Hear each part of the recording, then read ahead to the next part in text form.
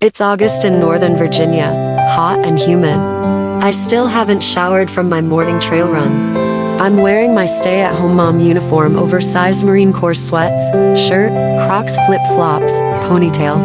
I feel safe in this uniform. It doesn't hug any part of my body, allowing me to hide my physical failures. In this uniform I can pretend I'm acceptable, tolerable. It says I did something today, I tried. This look combined with toilets I scrubbed until they shine sends the message I'm not a lazy pig, I'm valuable. Please keep me. This uniform is enough to make up for my lack of lipstick and style. It walks the line between disgusting and acceptable. So far, it's been enough that my husband is still willing to initiate sex with me once a month. The kind of sex you have because you need to feel worthy. The kind that lets him know you need him. Unfulfilling, but purposeful. It's dinner time, so I'm busy in the kitchen slicing tomatoes and onions on the cutting board that I was instructed was to be used exclusively with the very expensive Shun knives I received as a Christmas present. He comes in from the deck with a plate of hot burgers. My gut said something was off. I pursued because I'm the pursuer. I went to him, hugged him, stepped back, my hands still on his shoulders, looked in his eyes and said, "Is everything okay? Are we okay?" I know the answer. I always know the answer. I just didn't know what it would be this time. Is this one forgivable? Can I patch it up again? It's like a tire with a slow leak. You fill it with air, and when it lasts longer than you expect, you just keep driving on it. But eventually the tire goes flat and you're no longer able to get the car to the repair shop. This is cannot get to a place of fixing. I told myself I'd tell you if you asked. No, please no. There's this woman from my past. We reconnected during our family trip to San Diego. I thought she'd brush me off again. We started talking. She makes me feel alive. I could feel the panic consume my body. I hate this place. It feels so shameful. I know. I'll do anything. I always do anything. Is it serious? Please don't do this. We can fix it. We can make it work. What can I do?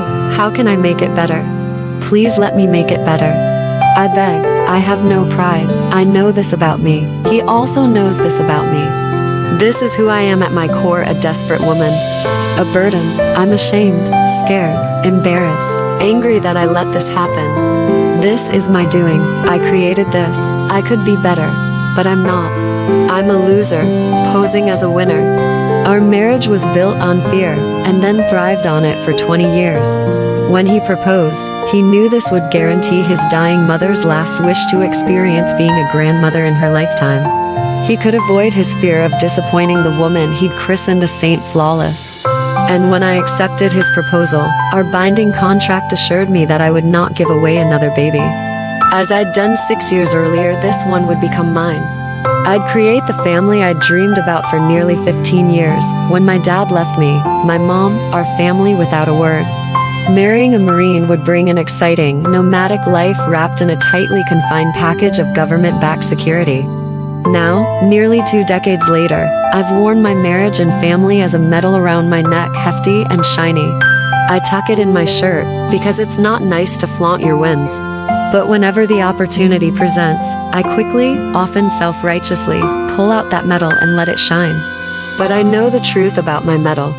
Every time I pull it out, the shirt rubs a little more of the gold plating off, and my neck is green from the cheap metal underneath. My whole marriage is made of cheap metal. I continue to beg. He continues to be angry and disgusted. I obsess about the plate of burgers sitting on the counter getting cold. This was not the plan. We were going to eat burgers, the burgers that needed the buns I asked him to grab on his way home from work. The buns he bought with deep resentment, because he shouldn't have to do this. The buns he put on the counter, filled with anger because, for fuck's sake, he earns all the money, now he has to do everything at home. Until now, I pretended the anger and resentment wasn't there. I was happy to swallow my burger with a helping of self-hatred. The plate is still sitting there. Can't we just eat the goddamn burgers and get back to the business of posing? We will not eat the burgers. The winning has stopped. My shirt was off and everyone, friends, family, the kids saw my worn metal and green stained neck.